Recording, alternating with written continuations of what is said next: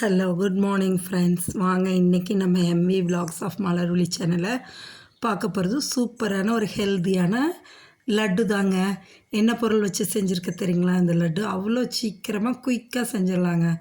Evening குழந்தைங்க ஸ்கூல்லேருந்து வர்றாங்கன்னா ஒரு 10 மினிட்ஸ் பிஃபோர் ஸ்டார்ட் பண்ணால் கூட அப்படியே அவங்க வரும்போது ரெடியாக கொடுக்கலாங்க சுட சுட. அவ்வளோ டேஸ்டியான லட்டு, ஹெல்த்தியான லட்டுங்க. ஈஸியாக செஞ்சிடலாம். என்னென்ன பொருள் வச்சு செய்யலான்னு பார்க்கலாங்களா? வாங்களேன். பாருங்கள், 1 கப் பொட்டுக்கடலைங்க. பொட்டுக்கடலையும் 3/4 கப்பு நாட்டு சர்க்கரையும் எடுத்துருக்கேங்க. நீங்கள் நாட்டு சர்க்கரை, வெல்லம், கருப்பட்டி எது வேணுமோ நம்மளோட ஆப்ஷன் எடுத்துக்கலாம். நான் நாட்டு சர்க்கரை எடுத்திருக்கேன். நட்ஸ் பாருங்கள், முந்திரி பருப்பு, பூசணி விதை, தர்பூசணி விதை, கருப்பு திராட்சை, சூரியகாந்தி விதை, இது எல்லாமே எடுத்துருக்கேங்க. இப்போ ஒரு வானலை வச்சுட்டு ஒரு 2 ஸ்பூன் நெய்யை ஊற்றி இந்த நட்ஸ் எல்லாத்தையும் போட்டு நம்ம வறுத்து எடுத்துக்கலாங்க. இது வறுக்கிறதுக்கு மட்டும்தான் நம்ம 2 ஸ்பூன் நெய் ஊற்றி வறுக்கிறோங்க. சரிங்களா? இப்போ முந்திரி பருப்பு கொடுத்தா சும்மா சாப்பிட்டுடுவாங்க குழந்தைங்க. இந்த மற்ற நட்ஸ் எல்லாம் கொடுத்தோன்னு வைங்களேன், அவாய்ட் பண்ணுவாங்க. வேண்டான்னு பூசணி விதை, தர்பூசணி விதை, சூரியகாந்தி விதை, வெள்ளரி விதை இதெல்லாம் கொடுத்தோன்னா வேண்டான்னு அவாய்ட் பண்ணுவாங்க. ஈவன் ட்ரை கிரேப்ஸை கூட சில குழந்தைங்க சாப்பிட மாட்டேங்குதுங்க. எங்கள் வீட்டில் எங்கள் சின்ன பொண்ணு சாப்பிடாது ட்ரை கிரேப்ஸ். இப்படி போட்டு கொடுத்தா சாப்பிட்டுடுவோம், சும்மா கொடுத்தா சாப்பிட மாட்டாங்க.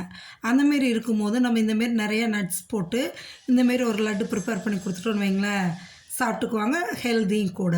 பொட்டுக்கல்லையிலையும் நல்லா ஃபைபர் இருக்குங்க, எல்லா புரதச்சத்தும் இருக்குது. சரிங்களா? அதனால் நம்ம இதை செஞ்சு கொடுக்கலாம். பாருங்கள், 1 கப்பு பொட்டுக்கடலையை மிக்ஸி ஜாரில் போட்டு பவுடர் ஆக்கிட்டு அதுலேயே இந்த சர்க்கரை, நாட்டு சர்க்கரையும் போட்டு கிரைண்ட் பண்ணி எடுத்துட்டோன்னு வைங்களேன், நல்லா இதாக இருக்கும். அப்படியே பாருங்கள், இப்போ அந்த வறுத்த நட்ஸில் இன்னும் ஒரு 2 ஸ்பூன் 3 ஸ்பூன் நெய்யை ஊற்றி அதுலேயே இப்போ இதை கொட்டி சிம்மில் வச்சுடுங்க. ஃப்ளேமை சிம்மில் வச்சு பொறுமையாக கிளறுங்க, அடிப்பிடிக்க விடாமல். அப்படி கிளறி எடுத்திங்கன்னா இந்த திரும்ப ஒரு ஊற்றின 2-3 ஸ்பூன் நெய் போதுங்க. இந்த மாவோட நல்லா கிளறி பைண்ட் ஆகி வரும். அதாவது உங்களுக்கு நல்லா உருண்டை பிடிக்கிற அளவுக்கு பொலன்னு தான் இருக்கும். ஆனால் கையில் எடுத்து உருண்டை பிடிக்கும் போது நல்லா வந்துடும். இதுக்காக பொறுமையாக வச்சு அமுத்தி கிளறி எடுத்துருங்களேன். அந்த நெய் போதும். வேணும்னா நம்ம இன்னொரு ஸ்பூன் கூட ஊற்றிக்கலாம். நான் பாருங்களேன், இன்னும் கொஞ்சோண்டு போடுறேங்க. போட்டு ஊற்றிட்டு அதை அப்படியே கிளறிட்டு உருண்டை பிடிக்க வேண்டியது தாங்க. இவ்வளோதான் இதுக்கான வேலைங்கிறதே இவ்வளோதாங்க. பாருங்கள், அழுத்தி நல்லா உருண்டை பிடிச்சிட்டிங்கன்னு வைங்களேன், அந்த லேசான சூடு வெது வெதுன்னு இருக்குங்க. இந்த சூட்லேயே நீங்கள் உருண்டை பிடிச்சி வச்சிட்டிங்கன்னா நல்லாயிருக்குங்க. இதை நீங்கள் 1 வாரம் 10 நாள் அப்படியே வெளியே வச்சே கொடுக்கலாம். பிள்ளைங்களுக்கு ஸ்டோர் பண்ணிவிட்டு கெட்டு போகாதுங்க. உடம்புக்கும் நல்லது, ஹெல்த்தியும் கூட.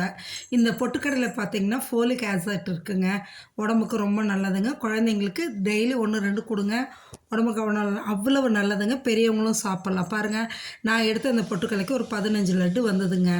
அதில் செய்யவே ஒரு 4 சாப்பிட்டாச்சுன்னு வைங்களேன், மீதி லட்டு தான் இது. எவ்வளோ சூப்பராக டேஸ்டியாக இருக்குது பாருங்கள். மறக்காமல் நீங்களும் இதை ட்ரை பண்ணி பாருங்கள். செஞ்சு சாப்பிட்டு பார்த்துட்டு எப்படி இருக்குன்னு எனக்கு கமெண்ட் செக்ஷனில் சொல்லுங்கள். சப்ஸ்கிரைப் பண்ணுங்கள், லைக் பண்ணுங்கள், ஷேர் பண்ணுங்கள். Thank you friends.